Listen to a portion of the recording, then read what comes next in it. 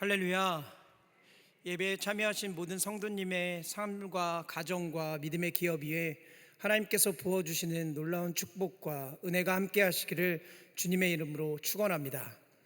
오늘 수요 치유 신학의 제목은 둔하여진 마음의 치유입니다. 본문은 마가복음 6장 45절부터 52절입니다. 저는 오선교구를 담당하고 있는 김현우 목사입니다. 한 예화 중에 주 예수보다 귀한 것이라는 예화가 있습니다.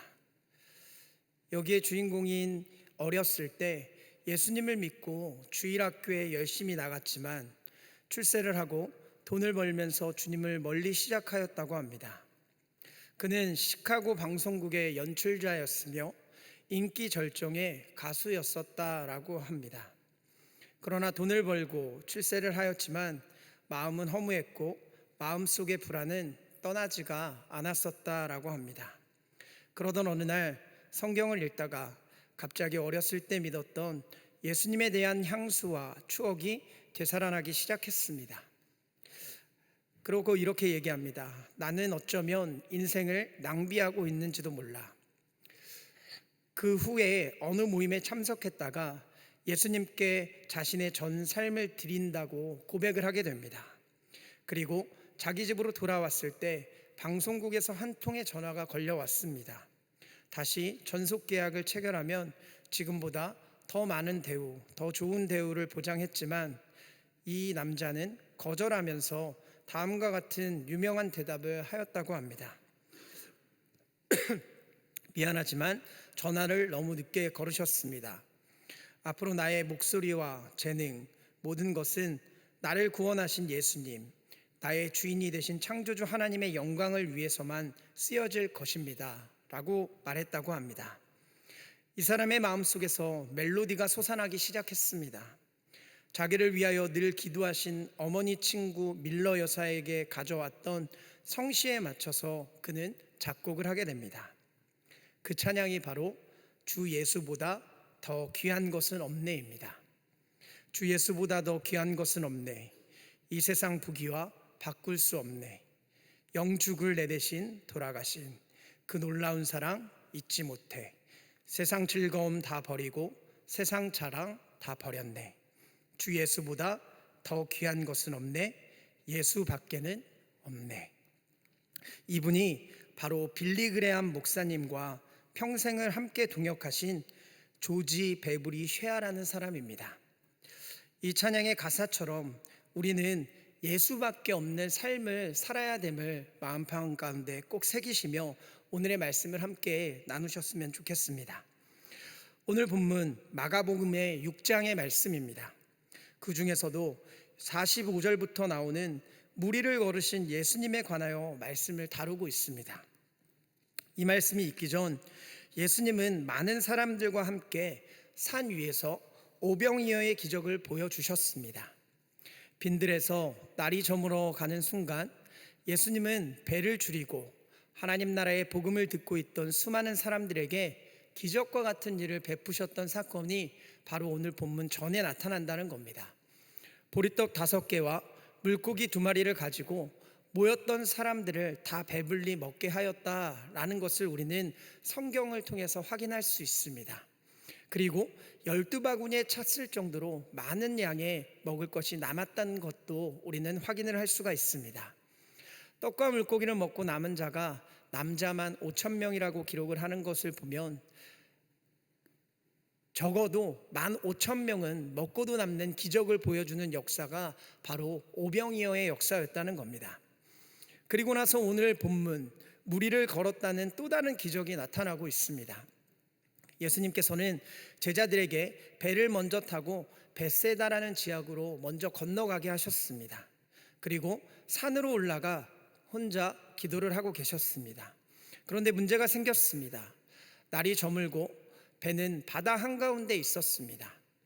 날이 저문 그 순간 바다에 있던 제자들에게 바람이 거스르는 모습이 나타나 예수님이 바다 가운데 걸어가서 제자들을 만나시게 된 것이었습니다. 그런데 제자들은 예수님을 보고 유령인가 하여 소리를 지르고 놀란 모습을 보여주었습니다. 그러자 예수님은 내니 두려워하지 말라라고 말씀을 하십니다.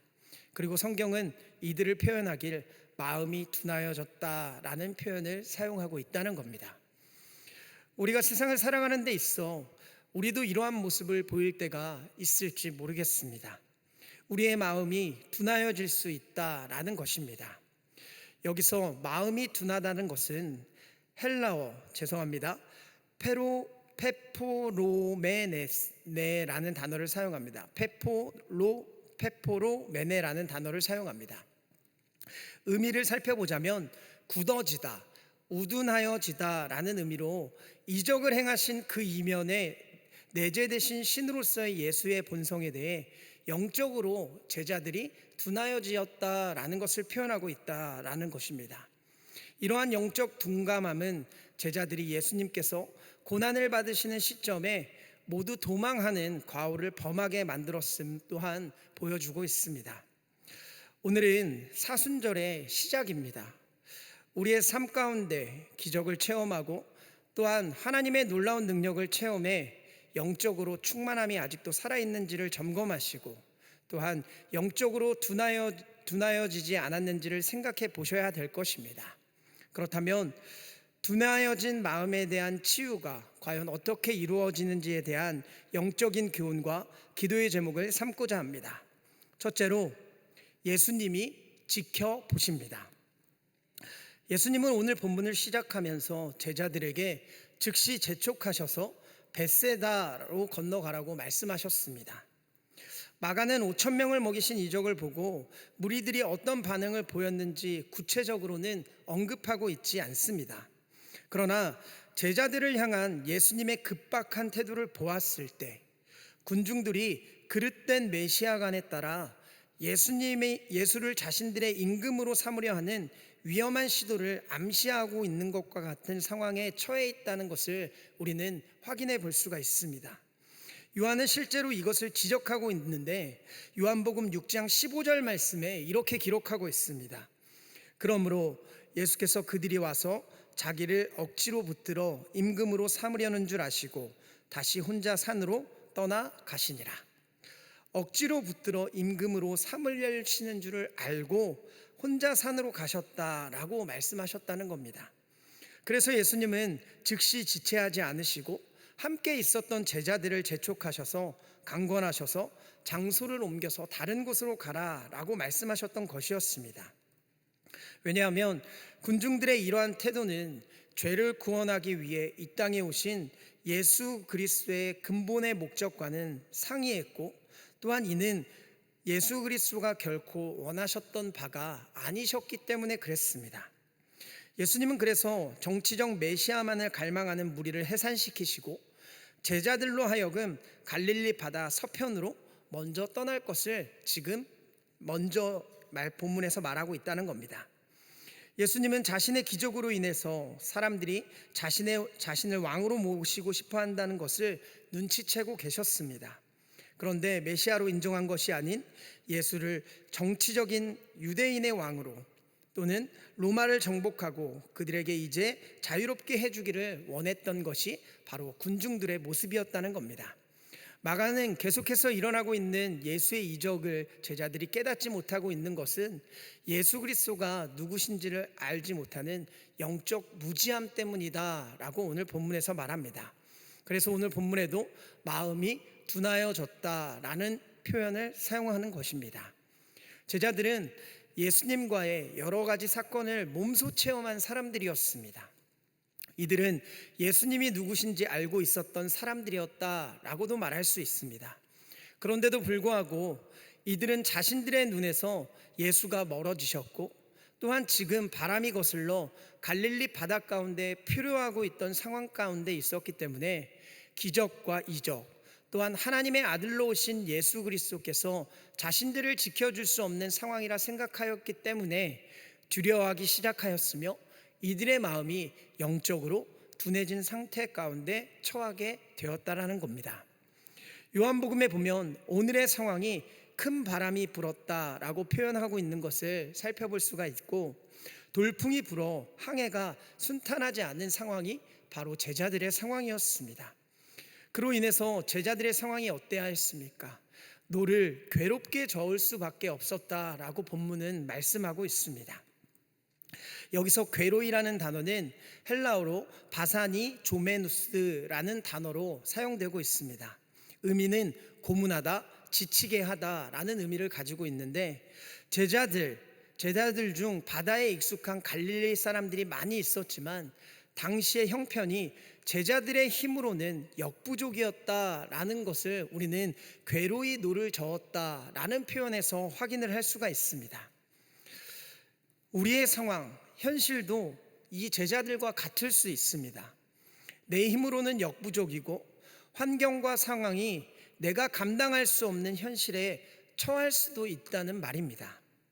걱정이 많은 세상, 힘으로는 역부족인 상황, 그 가운데에서도 하나님은 우리의 둔하여져 있는 마음을 원하고 계시지 않는 분임을 그래서 오늘 본문은 나타내고 계십니다. 그래서 오늘 주님께서는 본문의 제자들의 괴로운 노저움을 보셨다라고 표현하고 있습니다. 48절 말씀입니다. 바람이 거스름으로 제자들이 힘겹게 노젓는 것을 보시고 라고 기록합니다. 제자들은 예수님의 기적을 보고도 예수님께서 없어지셔서 마음이 둔하여졌지만 예수님은 기도하러 산으로 올라가셨지만 그래도 제자들을 영의 눈으로 계속해서 바라보고 계셨다라는 겁니다. 보시고는 이돈이라는 단어를 사용하는데 주시하다라는 뜻을 가졌으며 육신적으로 보셨을 수도 있겠지만 이것은 여기서 표현하길 영적으로 이들의 고통을 마음으로 깨달았다라는 의미로 사용이 되는 단어입니다. 예수님이 보실 수 있는 상황, 사실상 현실로는 불가능했습니다. 그때는 밤 사경쯤으로 새벽 3시에서 6시쯤을 말하고 있습니다. 사실상 볼 수 없는 상황이 더 맞아 보입니다. 그러나 우리 주님께서는 언제나 밝은 영적인 눈을 가지고 제자들을 보시고 계셨다라는 사실을 오늘 본문에서 깨달을 수 있습니다. 사랑하는 여러분, 우리의 삶에도 이런 순간이 다가올 수 있습니다. 외롭게 홀로 지쳐 아무것도 할 수 없는 상황이 내 눈앞에 우리의 현실 가운데 닥칠 수 있다는 말입니다. 그런데 우리는 그럼에도 불구하고 마음이 둔하여지지 않을 수 있는 이유가 있습니다. 그것은 바로 나를 지켜보시고 언제나 나를 살펴보시는 주님이 내 뒤에 계시기 때문입니다. 시편 17편 8절 말씀에는 이렇게 기록합니다. 나를 눈동자같이 지키시고 주의 날개 그늘 아래에 감추사. 주님께서는 우리를 지켜보고 계시며 언제나 우리와 함께하여 주시는 분임을 믿으시길 바랍니다. 우리의 삶에 주님을 보지 못하는 순간에도 우리가 주님을 보지 못한다고 할지라도 하나님은 우리를 지켜보시고 계시다는 것을 믿는 믿음으로 살아가시는 사랑하는 광림의 권속들이 되시길 간절히 축원합니다. 둘째로 예수님께서 우리에게 오십니다.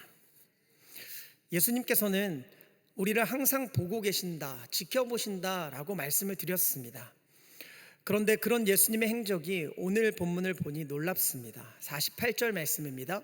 바람이 거스름으로 제자들이 힘겹게 노젓는 것을 보시고 밤 사경쯤에 바다 위로 걸어서 그들에게 오사 지나가려고 하시매. 제자들은 힘겹게 노를 젓고 있었고 예수님은 그것을 영적인 눈, 그것으로 바라보셨습니다. 저 산 위에서 기도를 하시다가 영안으로 보셨다는 겁니다. 새벽 시간 바다 가운데 돌풍으로 인해 필요하고 있는 제자들에게 예수님은 그들의 마음이 둔하여진 것을 아시고 보시고 하셨던 행동이 바로 그들에게 달려 찾아가셨다는 겁니다. 바다 위로 걸어서 그들에게 오사라고 기록한 것을 보면 우리는 성경을 통해서 확인을 할 수가 있습니다. 예수님의 지금 상황 어떠합니까?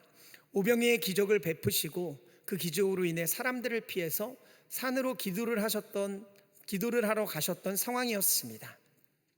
군중들의 그릇된 메시아관 때문에 예수님의 본질적인 사명인 복음 전파의 방해를 피하고 하나님이 주신 사명, 즉 배척당함과 죽임당해야 할 사명을 감당하시기 위해서 홀로 산속으로 들어가서 예수님 하나님과 깊이 기도를 하면서 대화를 하고 계셨던 상황이라는 겁니다.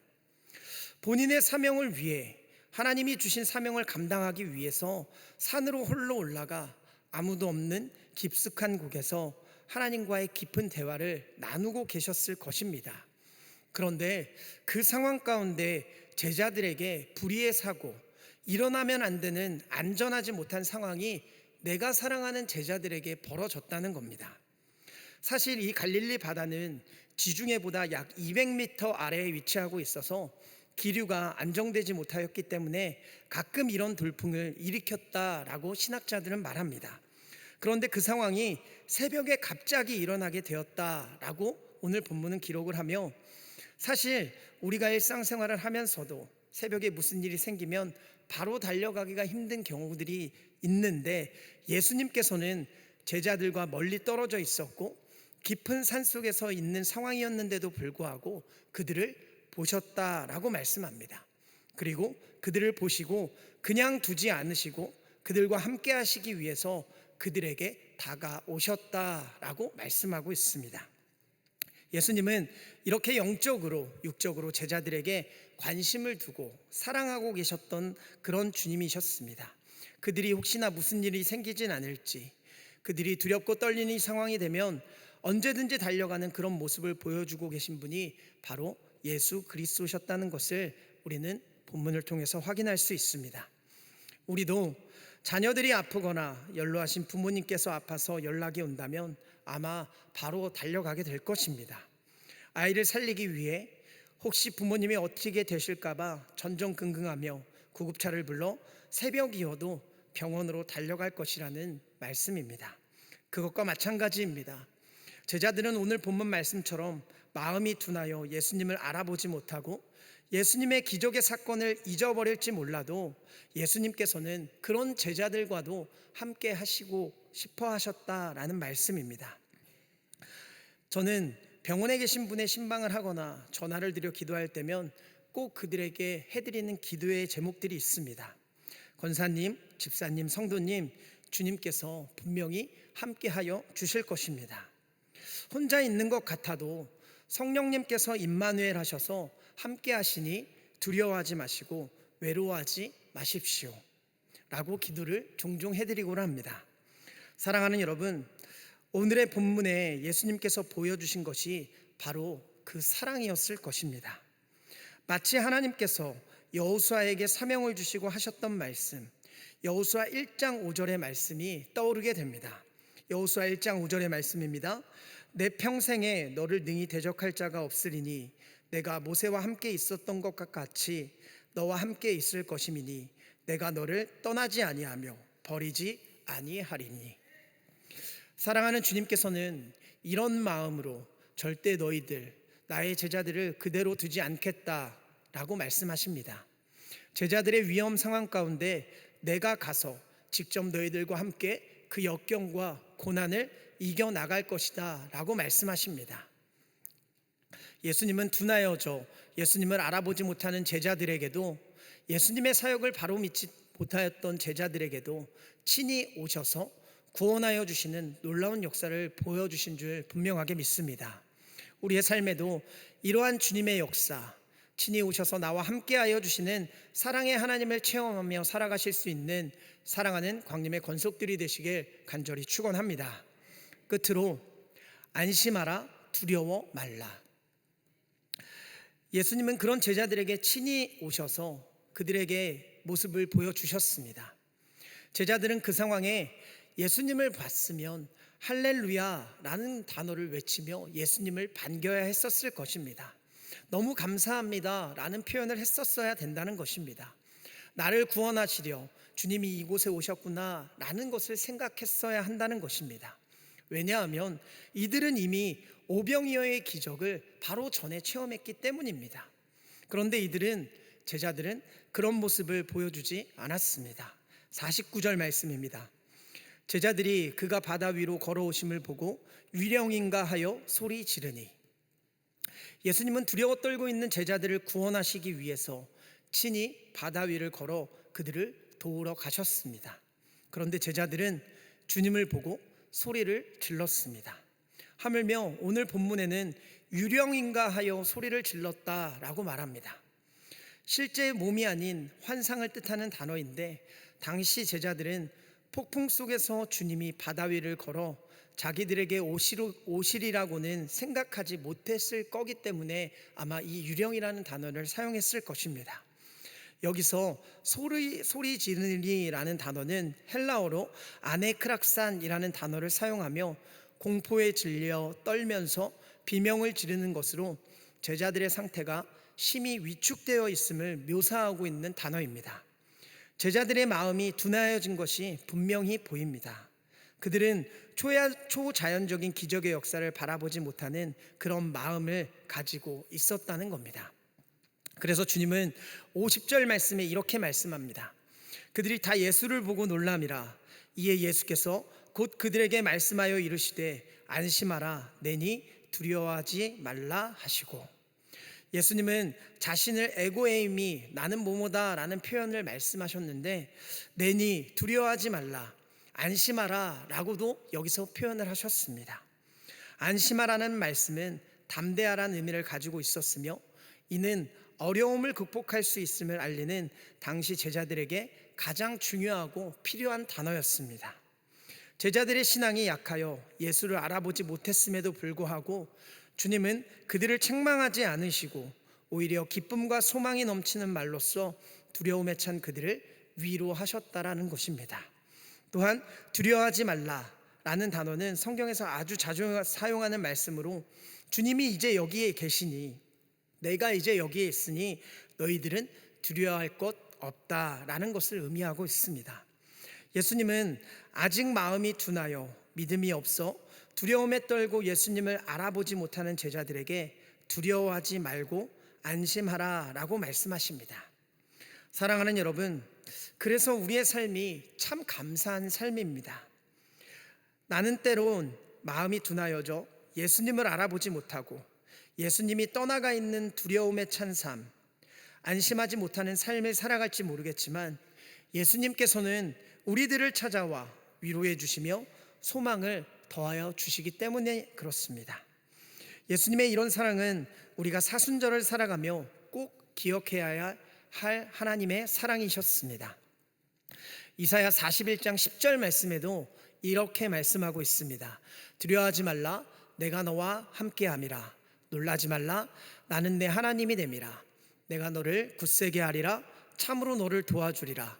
참으로 나의 의로운 오른손으로 너를 붙들리라. 이 말씀을 볼 때 우리의 믿음이 둔하여 저도 함께하여 주시는, 그리고 나에게 다가오시며 나를 지켜보시며 우리의 믿음에 소망을 더하여 주시는 주님이 있다는 것, 그래서 우리는 믿을 수가 있다는 겁니다. 주님은 우리의 둔한 마음도 치유하여 주셔서 소망과 위로를 더하여 주실 줄 분명하게 믿습니다.